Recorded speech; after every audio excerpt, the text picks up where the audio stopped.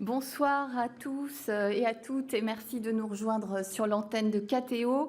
Nous sommes ensemble, vous le savez, dans le grand amphithéâtre du Collège des Bernardins pour une émission de 52 minutes. Thématique de la soirée en forme de question, la justice est-elle déconnectée de la rue ?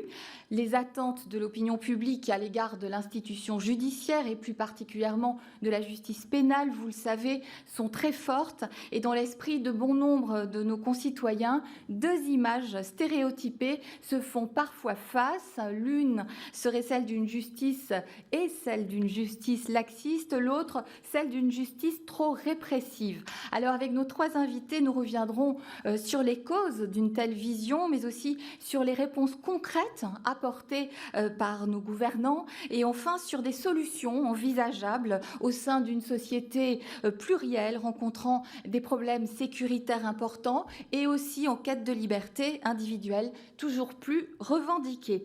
Et puis ces invités, eh bien, je vous les présente tout de suite. Coralie Gaffinel, bonsoir madame. Vous êtes avocate au barreau de Paris. Alain Boulet, bonsoir monsieur. Bonsoir. Vous êtes président de l'APEV. L'APEV, c'est l'aide aux parents d'enfants victimes. Vous avez créé cette association de victimes en 1991 et elle est animée uniquement par des parents d'enfants assassinés ou disparus. L'association, d'après ce que j'ai pu lire sur votre site internet, qui est d'ailleurs très, très bien conçu, essaie de faire prendre conscience au pouvoir public, aux enquêteurs et aux magistrats des difficultés auxquelles les familles se trouvent confrontées en cas d'assassinat ou de disparition. Votre objectif, c'est ce qui est dit toujours sur ces documents, c'est d'améliorer les relations des parents avec le monde judiciaire. Et puis vous avez choisi 3 mots pour résumer ce qu'attendent finalement les victimes de la justice. Ce sont les mots d'écoute, de compréhension, de respect. Et puis je précise pour terminer cette présentation que votre association est depuis sa création force de proposition réellement dans le débat public. Enfin, à vos côtés, Stéphane Noël, bonsoir monsieur. Vous êtes magistrat et vous avez exercé de nombreuses fonctions en tant que tel. Alors, j'en cite quelques-unes. Vous avez été juge des enfants et juge d'instruction. Vous êtes aujourd'hui inspecteur général adjoint des services judiciaires. Et puis, je précise que vous avez également été collaborateur de 3 ministres, dont Dominique Perben, qui était présent sur ce plateau il y a quelques mois, également Pascal Clément et Rachida Dati, c'est bien ça. Absolument.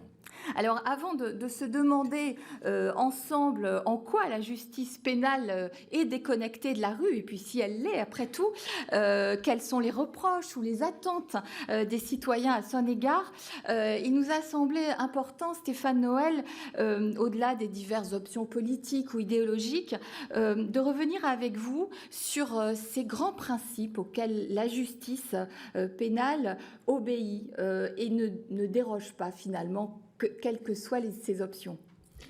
Ce qu'il faut peut-être dire en introduction, c'est que la justice est une institution dans l'organisation et le fonctionnement de l'État qui a une place un peu particulière.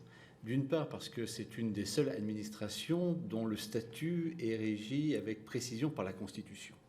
Ensuite, notre organisation judiciaire, elle est aussi le fruit de notre histoire, depuis plusieurs siècles, même depuis la Révolution. Et à partir de ce moment-là, nos législateurs, nos constituants ont posé des grands principes de fonctionnement. Le premier, on peut dire que c'est peut-être le principal, c'est le principe de la légalité des délits et des peines. À savoir que pour être sanctionné, pour être poursuivi, il faut que la sanction soit prévue par la loi. Pourquoi cela ? Bien, c'est pour éviter l'arbitraire. Autre grand principe qui est celui de la non-rétroactivité des lois pénales, c'est-à-dire qu'on ne peut pas être poursuivi pour des faits qui sont commis aujourd'hui au regard de lois qui viendraient éventuellement demain. Cela pour éviter aussi l'arbitraire. Et puis aussi, peut-être dans le contexte d'aujourd'hui, nous pouvons dire que peut-être pour éviter aussi la pression du fait divers ou de l'opinion publique. Éviter de légiférer sous la pression de l'opinion, même si l'opinion est très demandeuse de justice et de réponses pénales parfois immédiates et sévères. Troisième grand principe qui est celui de l'individualisation de la peine, à savoir qu'il faut prendre en compte les individus individuellement pour prononcer une peine. Et puis, un principe essentiel auquel chacun est très attaché, qui est celui de la présomption d'innocence. On ne peut être condamné que si on a aussi réuni des éléments de preuve contre les personnes qui sont poursuivies. Voilà les 4 grands principes. Alors, déjà, merci de les avoir posés là, pour la soirée. Je crois que c'est important aussi d'être un peu dans la pédagogie quand on évoque le monde de la justice. Alors, la question première qui vous a été posée, pour laquelle vous avez été invité, c'est cette fameuse déconnexion de la justice vis-à-vis de la rue. Alors, rapidement, un premier tour de table pour savoir quelle a été votre réaction finalement face à la question posée. Bien, en fait, plusieurs choses, ça dépend ce qu'on entend derrière le mot rue. Si derrière le mot rue, on entend finalement est-ce que la justice est le reflet de la société, on voit bien que les infractions, elles évoluent au fur et à mesure. C'est-à-dire qu'aujourd'hui, il y a Internet, il y a de nouvelles infractions, donc finalement, la justice, elle est quand même le reflet de la société. Après, si on entend le mot rue comme finalement l'opinion publique, à ce moment-là, on se dit finalement, ça peut être l'écho que s'en fait les médias d'un épisode ou d'un autre. Et en tout cas, les avocats sont plutôt frileux vis-à-vis de cette rue-là, telle qu'on peut l'entendre, cette opinion publique, en se disant finalement, ça serait l'émotion, ça pourrait être peut-être la vindicte. Ou des manipulations éventuelles. Des manipulations éventuelles. Et donc finalement, le procès devrait se dérouler à l'abri et la justice devrait se dérouler à l'abri de la rue entendue sous ce jour-là. Et puis peut-être la rue aussi, ça peut être les citoyens. Est-ce que dans ces cas-là,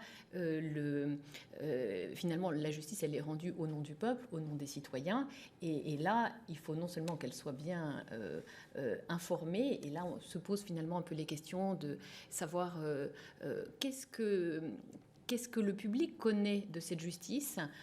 Alors, s'il voit les séries télévisées américaines, c'est pas du tout notre système. Et du coup, finalement, ça ne lui donne pas une image de la justice. Donc voilà un petit peu toutes les questions. D'accord. Alors, ça, qui peuvent. Voilà, on approfondira.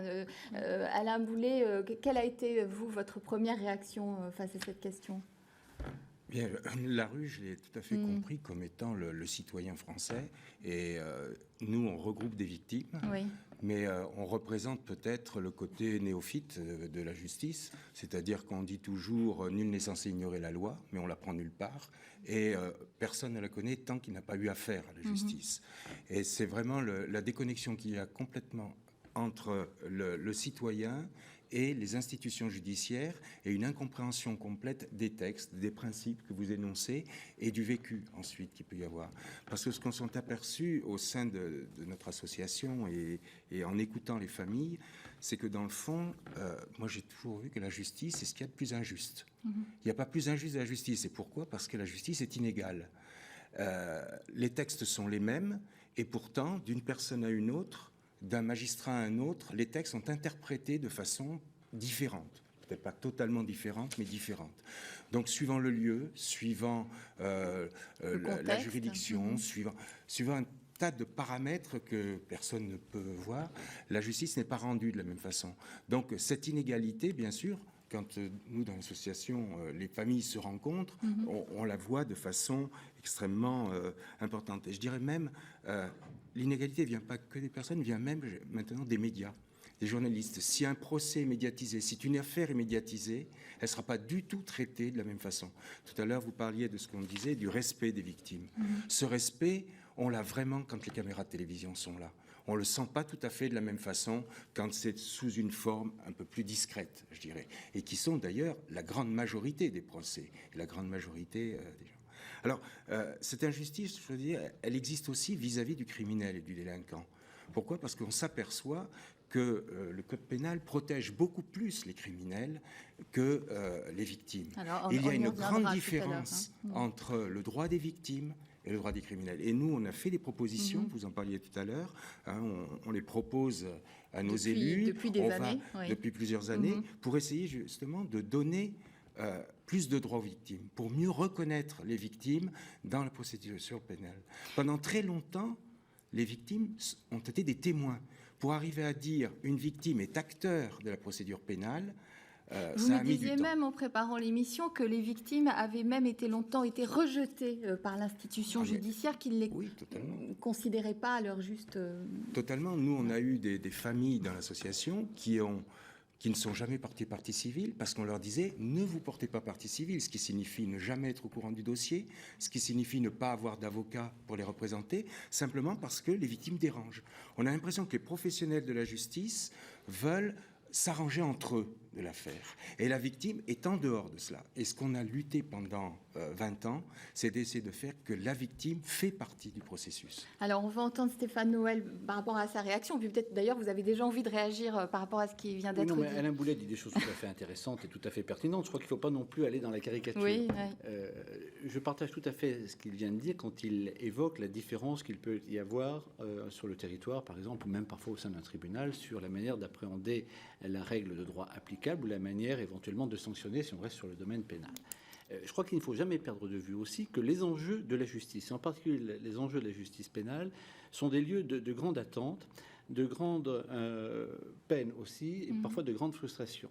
Et on met beaucoup d'espérance de part et d'autre, qu'on soit victime, qu'on soit accusé, et le résultat, parfois, et même souvent, ne donne pas satisfaction à tout le monde. Si on reprend le symbole de la justice, qui est la balance, c'est-à-dire trouver le juste équilibre, et bien cette recherche de l'équilibre, c'est extrêmement complexe. Alors, par rapport à la place de la victime, on y reviendra peut-être dans le détail. J'entends ce que dit Alain Boulet. Quand même, toute notre évolution législative depuis de nombreuses années a été de donner une place reconnue par la loi à la victime et veiller à ce que tout au long du procès et même de l'enquête, la victime soit prise en compte, même le plus tôt possible. Ça fait partie aussi de cette solidarité que l'on doit vis-à-vis des plus vulnérables, surtout lorsqu'ils sont touchés dans leur intégrité physique. Ça, c'est essentiel. Ensuite, il ne faut pas tomber non plus, je dirais, non pas dans le piège, mais dans un excès qui consisterait à dire que c'est la victime ou exclusivement les droits de la victime qui doivent conditionner le fonctionnement de la justice. Toujours la difficulté, mais on le verra peut-être sur le sujet entre prévention, sanction, répression ou au contraire générosité et pardon, toujours trouver le juste équilibre. C'est extrêmement difficile et c'est d'autant plus difficile que la justice est rendue par des hommes et des femmes avec leurs forces, leurs faiblesses. C'est comme l'a très justement dit Alain Boulet, parfois ce sentiment que l'on a de se dire, eh bien, si on est jugé à Bobigny, c'est pas la même chose que si on est jugé au Puy, et avec des écarts extrêmement importants. Pour terminer sur cette question de la prise en compte des victimes, Alain Boulet, cette association, je le disais en commençant, elle a été fondée en 1991. Ça veut dire que maintenant, vous avez pu être à la fois acteur, mais également observateur de ce qui se passe dans ce contexte-là. Est-ce que vous la voyez évoluer favorablement, finalement, cette justice quant à l'écoute, quant au respect et quant peut-être à l'intégration de la figure de la victime ? Oui, bien sûr. Ce que dit Stéphane Noël est tout à fait exact. Depuis 20 ans, l'image de la justice a complètement changé, a complètement évolué. Il faut voir que les victimes sont considérées à peu près depuis le milieu des années 80. Ce sont les lois Badinter qui ont reconnu les bureaux d'aide aux victimes, qui ont reconnu l'indemnisation, qui ont créé les associations de victimes. Nous, on est arrivés quelques années après. Avant, il est évident que les victimes, je mets ça entre guillemets, n'existaient pas. Depuis presque... j'allais dire pas tous les ans, mais très régulièrement, il y a des lois qui améliorent le droit des victimes, qui améliorent la place de la victime dans la procédure. Et je crois que aussi notre société globale, tout à l'heure on parlait des médias, mais les médias ont favorisé aussi cela. Tout le monde est beaucoup plus informé maintenant de ses droits. Tout le monde réclame quelque chose. Il suffit de voir la moindre injustice sur Facebook, Twitter et partout, tout le monde le dénonce. Donc on voit que les victimes ont pris leur place, même s'il y a encore des choses à faire évoluer. Alors, Stéphane Noël évoquait la peine. La peine, c'est un mot qui a un double sens. Ça peut être la peine que l'on ressent, mais c'est aussi la peine qui est infligée. Et vous me disiez, Coralie Gaffinel, que finalement, peut-être que ce qui restait à travailler, c'était ce qu'on attend d'une peine et quel est le sens d'une peine. Oui, et c'est sûr que la peine, ça peut être la punition. Est-ce que c'est aussi l'effet dissuasif de la peine? Est-ce que c'est l'idée qu'à travers la peine, il va y avoir une rédemption, une réparation? Est-ce que voilà, donc il y a beaucoup finalement de questions par rapport à la sanction et à la notion de peine. Et puis après, il y a les différentes formes qu'elle peut prendre. C'est vrai qu'on parle beaucoup de l'emprisonnement, on parle beaucoup des peines alternative. Donc, vous disiez, on ne peut pas tout demander à la justice. Elle ne peut pas tout réparer. Elle ne peut pas tout réparer. Et c'est cette place, en fait, de l'avocat par rapport à ce procès pénal, et effectivement, l'évolution aussi de la vision la place de l'avocat par rapport justement à cette place de la victime. L'avocat pénaliste, traditionnellement, il est aux côtés de la défense. La défense, c'est l'accusé ou le prévenu. Et progressivement, au sein du barreau, il y a eu finalement aussi des avocats qui ont pris le parti d'accompagner les parties civiles. Et c'était pas quelque chose d'absolument évident dans un premier temps, puisqu'effectivement, le procès pénal était finalement construit entre l'action publique, donc l'atteinte qui était portée à la société, finalement, et puis le prévenu qui était poursuivi ou l'accusé. Et finalement, la place de la victime, certains avocats pénalistes, encore aujourd'hui, imaginent que finalement, sa place n'est pas dans le procès pénal. Donc, on a encore des pénalistes qui soutiennent cette idée-là, alors que de nombreux autres travaillent aux côtés de la victime et accompagnent à la fois sa place et cherchent aussi... Alors là, on a aussi dans le métier d'avocat des positions qui sont très différentes, puisque l'avocat qui est aux côtés de la défense, il ne se dit pas auxiliaire de justice. Il n'est pas là pour rechercher la vérité. Il est là pour défendre. Et l'avocat qui va être aux côtés de la partie civile, il aura bien sûr l'idée d'accompagner et d'éclairer, mais il aura surtout comme souci de faire émerger la vérité. Et donc on sent bien que là, il y a nous, au sein du barreau, des positions qui sont finalement assez différentes et qui du coup amènent une vision de toute la justice et du procès pénal qui est un peu différente. Vous nous amenez là aussi sur ce fameux clivage dont on parlait au départ entre laxisme, pour stéréotyper évidemment, et répression. Ça signifie que selon vous, ce clivage, il existe au sein même de la pratique du droit alors, il existe sans doute, mais je ne sais pas si des pénalistes diraient qu'ils sont nécessairement laxistes et d'autres qui seraient habitués de défendre des parties civiles diraient qu'ils sont plus répressifs. C'est peut-être la différence, elle se joue peut-être un tout petit peu ailleurs, mais en tout cas, l'avocat qui va avoir comme souci, en fait, d'assurer peut-être plus imaginé, c'est que pour un avocat pénaliste, l'erreur judiciaire, c'est l'innocent qui va être emprisonné injustement. Et si une personne coupable reste en liberté, il ne va pas considérer que c'est une erreur judiciaire, il va considérer qu'en réalité, c'est une défaillance du système, peut-être une défaillance de la police qui a mal mené son enquête, ou une défaillance peut-être du mécanisme judiciaire qui n'a pas permis de sanctionner le coupable, mais ça ne serait pas considéré comme une erreur judiciaire. Et on voit bien qu'il y a là vraiment des questions qui peuvent susciter quand même des discussions. Je crois que ce serait bien d'entendre réagir Stéphane Noël, qui est aussi dans cette pratique. L'expérience que l'on a de la gestion de la délinquance en général ou de la criminalité doit quand même bien nous renvoyer au fait que lorsqu'il y a un passage à l'acte, on porte atteinte au droit d'une victime, à son intégrité physique ou à son patrimoine. Il y a également la violation de la règle posée par la société. On a transgressé l'interdit. Et dans la sanction, il y a absolument à la fois la nécessité de ressouder le lien social, d'où souvent cette soif de justice qui passe, et puis dans cette sanction qui doit intervenir, quelle est la place que l'on doit faire à la victime? C'est l'indemnisation de la victime. Alors, est-ce qu'elle est partie civile? Est-ce qu'elle est simplement témoin? Ça, c'est tout aussi l'enjeu de la place des différents acteurs au procès. Mais j'insiste là-dessus aussi sur le fait qu'à travers la sanction, on renoue le lien social, symboliquement. Et je crois que ça, il ne faut pas le perdre de vue. La victime, elle a aussi sa place à côté par rapport à ce qu'elle a vécu comme préjudice personnel. Mais je crois que c'est ça qui est important aussi de faire passer auprès de l'opinion. Ensuite, ce qui m'étonne beaucoup lorsqu'on évoque les questions de société dans notre pays, mais aussi lorsqu'on évoque les questions de la justice, c'est qu'il y a beaucoup d'idéologie. D'accord ? C'est-à-dire qu'on a souvent des prérequis intellectuels, si j'ose dire, qui posent le principe de dire qu'il faut d'abord être répressif. Mais si on est d'abord répressif, il y a une logique du tout sanction, du sanction toujours plus, de la peine toujours plus longue. Il arrivera un moment aussi de se dire qu'est-ce que nous faisons des gens qui sont en prison, et il faut bien penser aussi un moment à leur réinsertion ou à leur sortie. Et puis si on a un discours au contraire, qui est contraire de dire, ma foi, s'il y a des délinquants, s'il y a des passages à l'acte, c'est parce que c'est la société qui va mal. Donc préoccupons-nous d'abord de changer la société, et ensuite la population ira mieux, elle passera moins à l'acte. Où on est plus dans la recherche d'abord de l'excuse ou de la compréhension.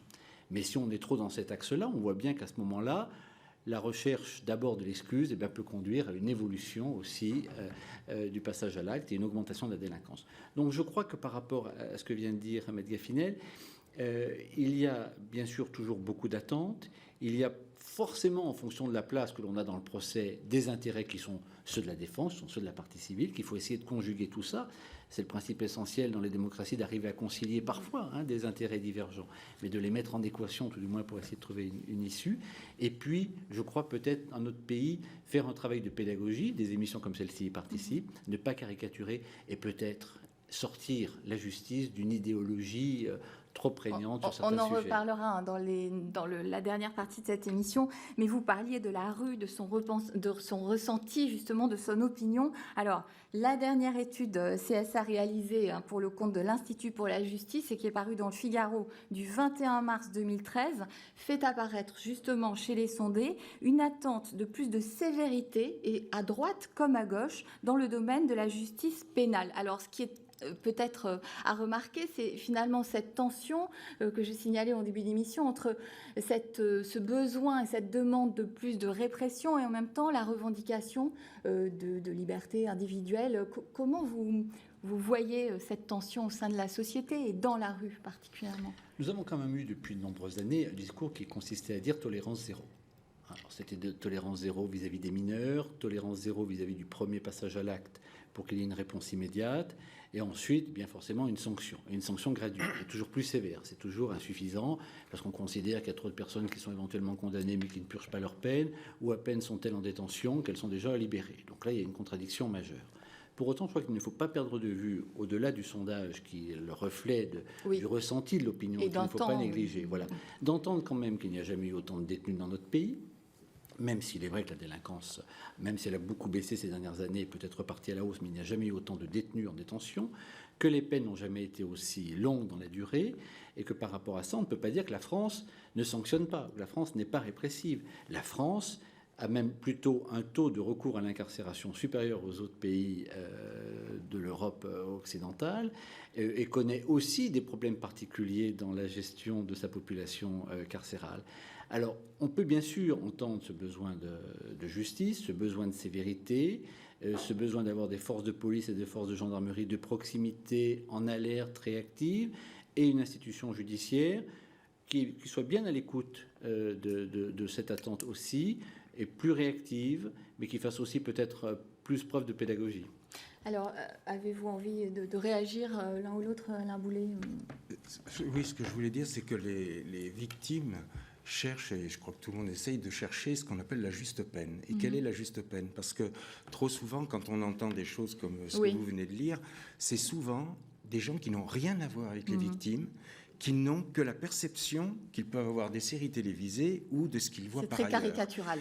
C'est très caricatural. Et ce qu'on s'aperçoit, que les victimes qui vivent de l'intérieur et qui essayent de comprendre, il suffit de le voir lors de procès, par exemple, elles ne pensent plus du tout la même chose. Moi, je me souviens d'un procès qui avait eu lieu à Nantes, et c'était deux individus qui avaient tué une jeune fille de 16 ans, et ils ont eu, je crois, une quinzaine d'années de prison. Et la famille était satisfaite. Ils sont même allés féliciter l'avocat de la défense parce qu'ils n'ont pas essayé d'aller jusqu'au boutiste. Et surtout, ils ont compris. Pour quelle raison? C'est qu'il n'y a pas que la sanction qui compte. Ce qu'il faut, c'est que la justice soit humaine, on va mettre ça entre guillemets, qu'on respecte les gens, qu'on leur explique le pourquoi des choses. Si les gens comprennent la démarche de justice, ils admettront la sanction. Parce que on parlait sur le sens de la sanction tout à l'heure. La sanction, il faut bien voir, elle n'est pas faite pour les victimes. On n'essaye pas de dédommager les victimes. C'est très important de c'est pas oui. on coupe la main à un voleur. C'est pas ça en France. On n'essaye pas du tout. La sanction, elle pénalise quelqu'un qui a enfreint la loi. C'est pas du tout pour les victimes. C'est parce que le code donné par la société a été dépassé. Donc, on a enfreint la loi, on est puni. Et ça, il faut arriver à le comprendre parce que, premier abord, personne ne le comprend. Donc, il faut bien faire la différence entre ceux qui ont affaire à la justice et que l'on peut amener, c'est le but de nos associations, de toutes les associations de victimes ou d'aide aux victimes, c'est d'aider les gens à comprendre le sens de la justice et à les amener progressivement à accepter. Parce que nous, dans l'association, notre but n'est pas que les peines soient le plus lourdes possible. D'envoyer tout le monde en prison, c'est pas notre but. Vous dites que le mot vengeance, c'est pas votre mot non plus. Non, il n'y a pas de vengeance, il n'y a pas d'haine. Pour nous, le mot, c'est justice. C'est-à-dire que ce qu'il faut, c'est que les victimes se disent, la France a reconnu le mal qu'on a eu, a reconnu le mal qui a été fait à nos enfants, et ensuite a jugé la personne et l'a dit. Le fait de dire l'acte de justice est important. Après, le niveau de sanction lui-même est presque accessoire par rapport à cela. Mais pour ça, c'est très long. Il faut l'expliquer aux gens. Il ne faut pas arriver en défilant, en faisant des statistiques comme on le fait comme ça, ou des sondages qui sont un petit peu à l'emporte-pièce, alors que ce n'est pas du tout le vécu. Et juste une chose, il suffit de voir les gens qui sont jurés. Le juré, c'est tout un chacun. Et les jurés disent exactement la même chose. C'est facile de regarder un procès depuis la salle et de regarder un procès où on est juré. Ils ont exactement la même démarche. Stéphane Noël et Coralie Gaffinal, vous vouliez Oui, moi je veux réagir parce que je crois qu'Alain Boulet dit des choses tout à fait intéressantes, et notamment quand il évoque une justice humaine. Et je crois qu'en étant ici au Bernardin, on peut bien sûr s'interroger et réfléchir tous ensemble sur ce qu'on peut attendre d'une justice humaine. Je crois que ce qu'attendent toutes les personnes qui ont affaire à la justice, aussi bien les victimes que les prévenus, les accusés, c'est d'abord de l'écoute.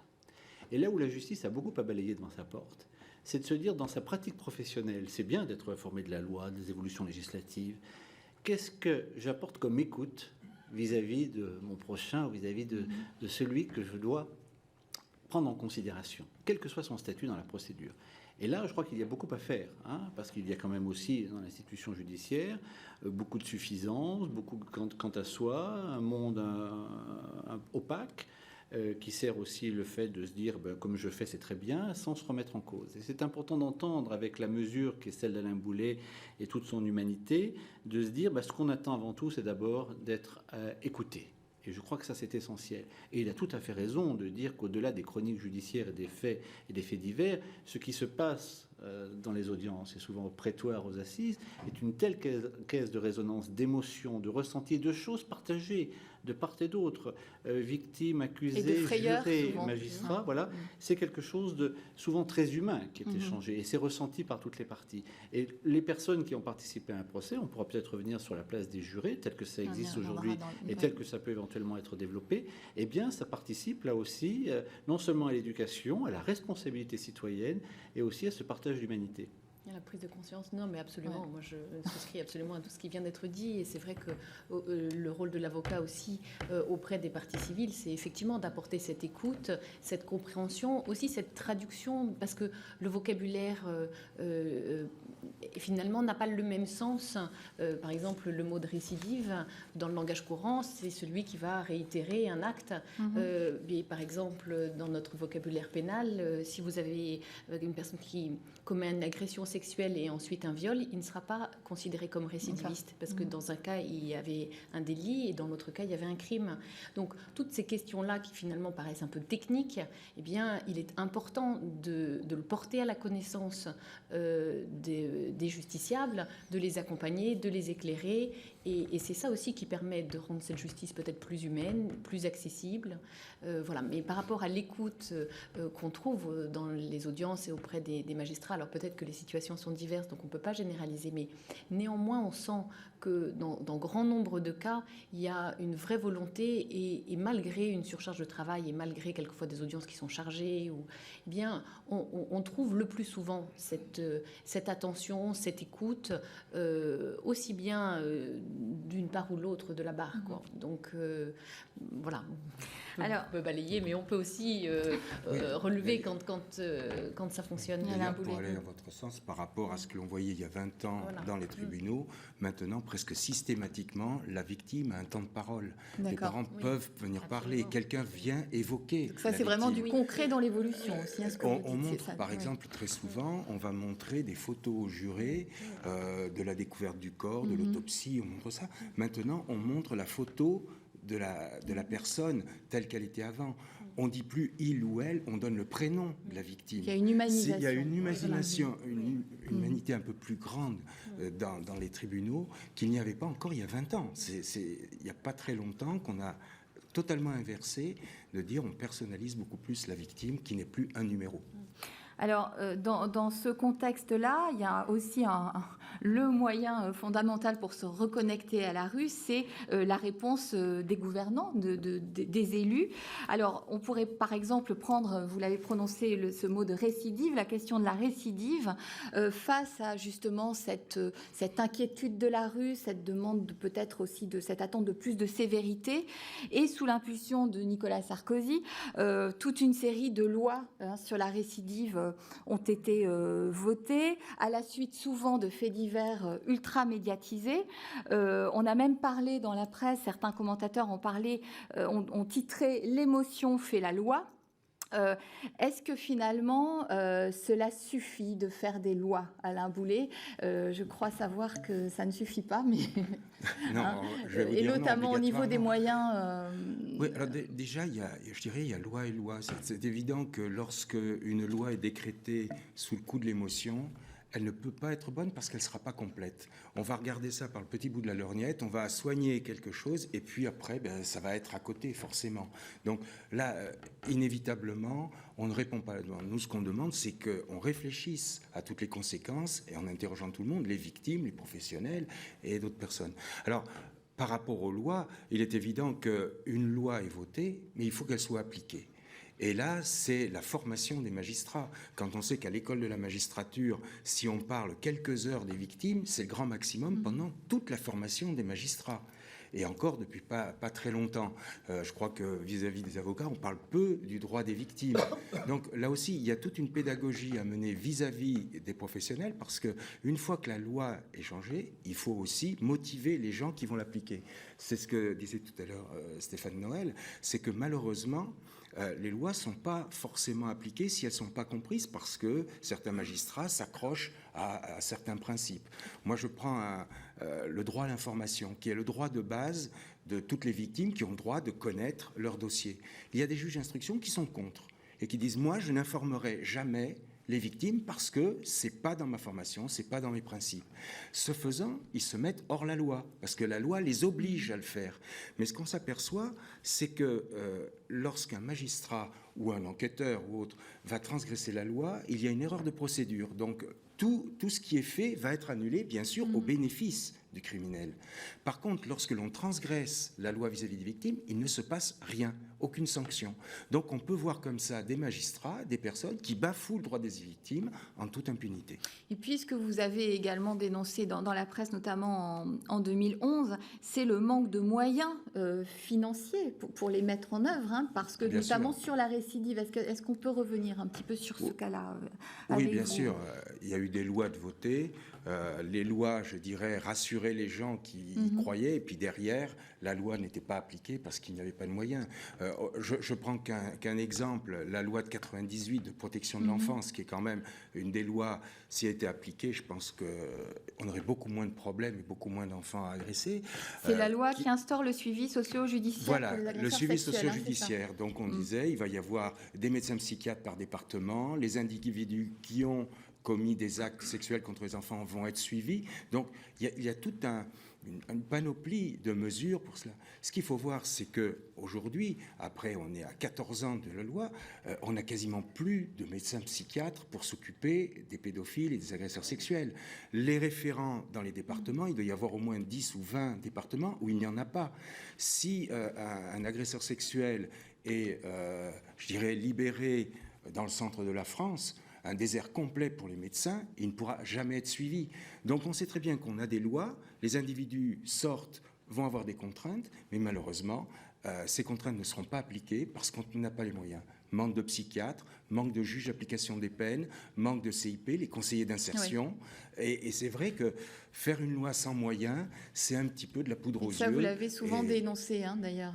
Je crois que tout le monde le dénonce, parce qu'on sait quand même que la France a un des budgets de la justice le plus faible de tous les pays de l'Union européenne. On est dans les derniers. Pour un pays comme la France, ça paraît inadmissible. Alors Stéphane Noël, votre réaction de magistrat? Peut-être revenir d'abord sur la récidive.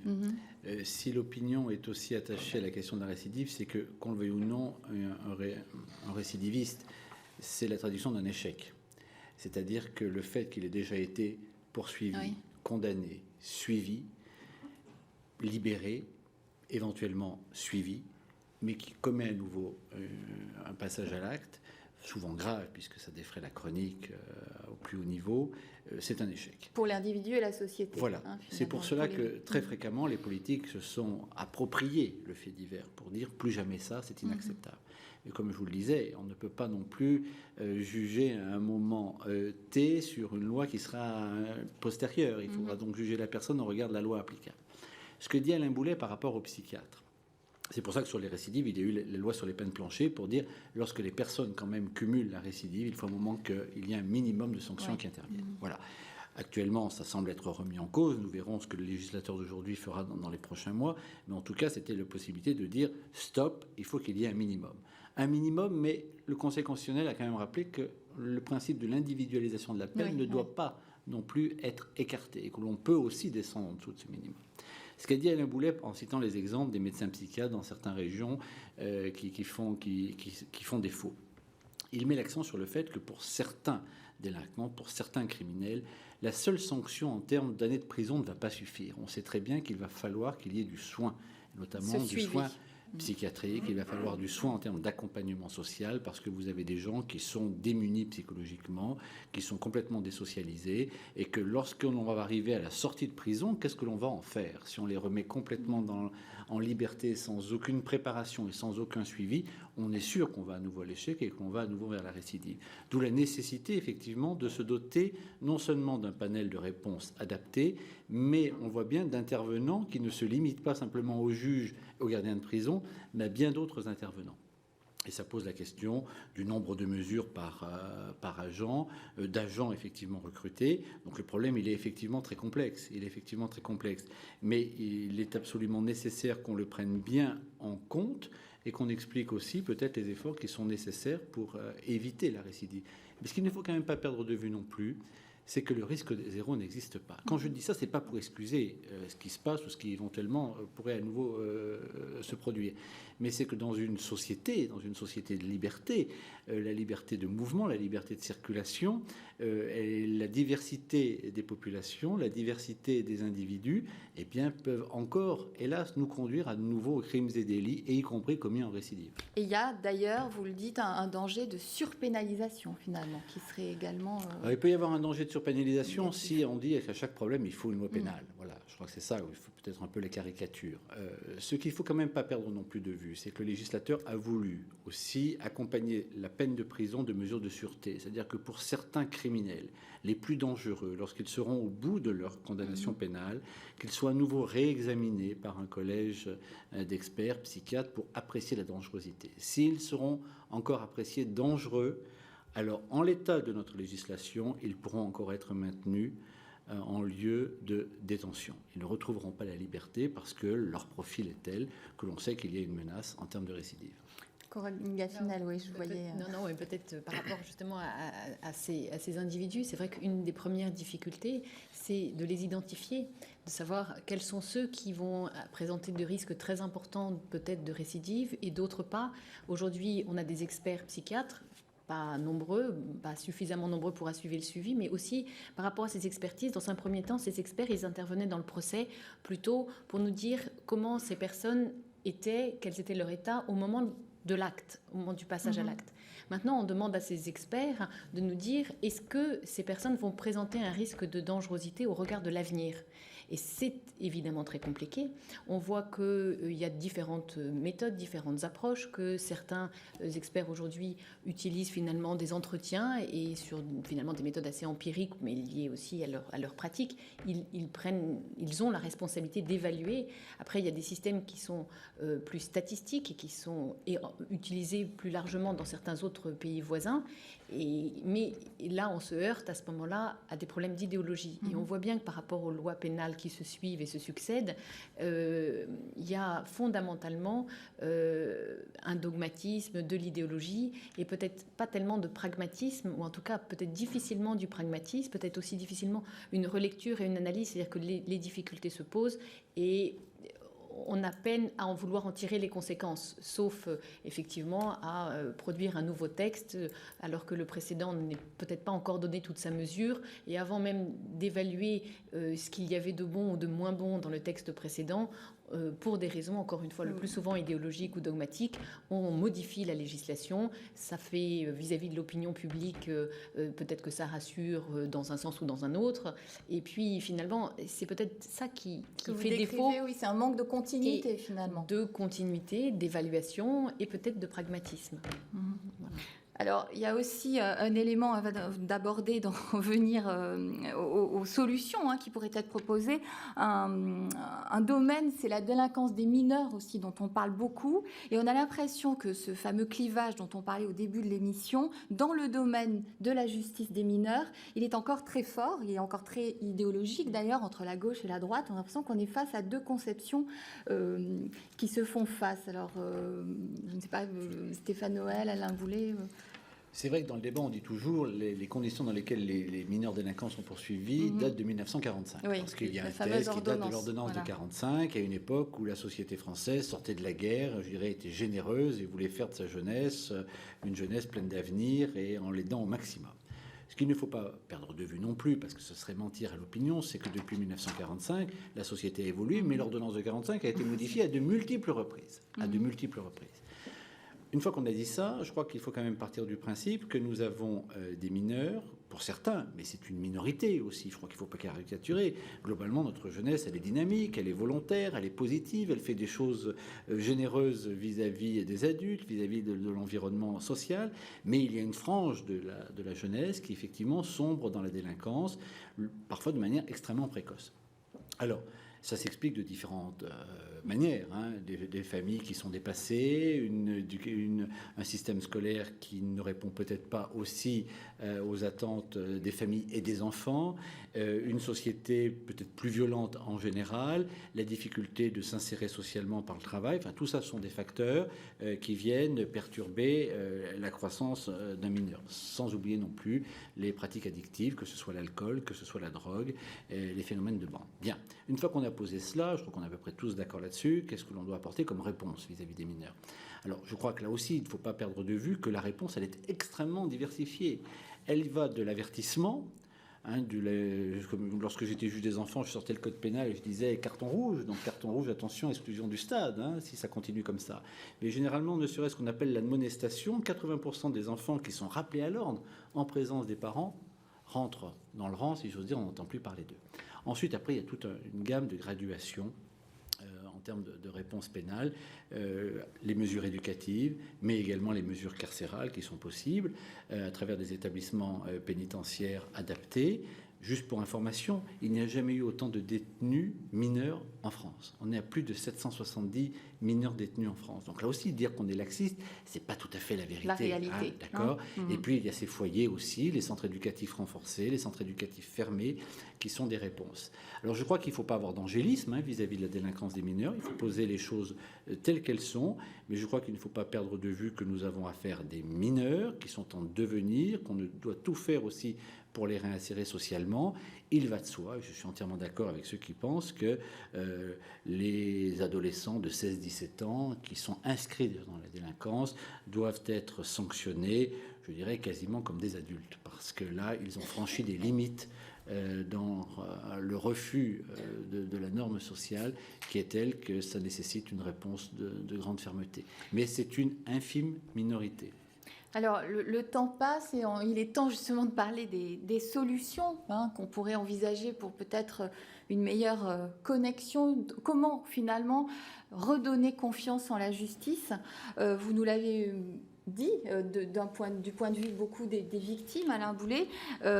Votre association, d'ailleurs, continue à mener des combats sur de nombreux points, vous me le disiez en préparant cette émission. Pour rester avec vous sur une idée forte de solution, d'amélioration avec vous pour cette fin d'émission. Là, vous me prenez un peu au dépourvu de dire, si j'avais la solution, j'irais le dire tout de suite. Après le long parcours aussi associatif que je crois que vous avez mis en œuvre. Ce qu'il faut peut-être, c'est réfléchir aux mesures à mettre en place et puis avoir les moyens, comme on disait tout à l'heure, de les appliquer. Je crois que ce qui est difficile, c'est de réagir uniquement à l'émotion, d'essayer de rassurer en attendant le prochain crime, en attendant la prochaine fois. Je crois que c'est ce qu'il y a de pire, c'est de ne pas avoir ce côté un peu plus pragmatique qu'on peut essayer d'avoir, de réfléchir à ce qui existe, une fois qu'une loi est faite, de l'évaluer, de ne pas changer la loi. Tout à l'heure, on en parlait. La loi de 98 sur le suivi socio-judiciaire dont vous parliez tout à l'heure n'était pas encore appliquée, qu'elle a été étendue. Donc plus on l'étend, moins elle est appliquée. Et là, on en arrive à pas savoir. Si vous regardez le code pénal, le nombre de lois qui presque vont se contredire l'une l'autre, il faudrait peut-être remettre tout à plat pour pouvoir bien répondre. Alors, répondre à la criminalité, là, malheureusement, je n'aurais pas la solution idéale. En tout cas, vous continuez à porter des combats. Vous me disiez notamment, pour donner une image aussi de ces combats-là, qu'en ce moment, vous militiez pour que les sorties sèches soient remplacées par les libérations conditionnelles, par exemple, parce qu'elles garantissent justement un certain suivi. C'était aussi pour montrer la manière dont vous agissez pour trouver un certain nombre de solutions. Oui, c'est une de nos propositions. On parle beaucoup maintenant de libération conditionnelle. Il est évident qu'un individu qui sort en libération conditionnelle a plus de chances de se réinsérer dans la société, donc de ne pas récidiver. Et nous, notre but, bien sûr, n'est pas que les gens restent en prison, mais que les gens puissent ne pas récidiver pour ne pas faire de nouvelles victimes. Et l'ambiguïté du système, c'est qu'il y a des remises de peine qui font que le temps de peine diminue de plus en plus et qu'à ce moment-là, il y a peu de temps pour les libérations conditionnelles. Et nous, ce qu'on demande, c'est que toutes les remises de peine soient transformées en libération conditionnelle pour que la société puisse continuer à surveiller ces individus et les surveillants, ça les aide à se réinsérer. C'est aussi important pour les personnes qui sortent de pouvoir se réinsérer dans la société. Ça, c'est vraiment un des combats actuels. Coralie Gaffinel, et puis ensuite on terminera avec vous, Stéphane Noël, sur la restauration de cette confiance. La restauration de cette confiance, en fait, on voit qu'il y a de nombreux acteurs sur cette chaîne pénale. En fait, ça commence avec la police, ensuite il y a l'intervention des magistrats, il y a l'intervention des avocats, il y a l'intervention des experts, puis après, au moment de l'exécution de la peine, les agents de probation, etc. Donc finalement, il y a une chaîne très importante.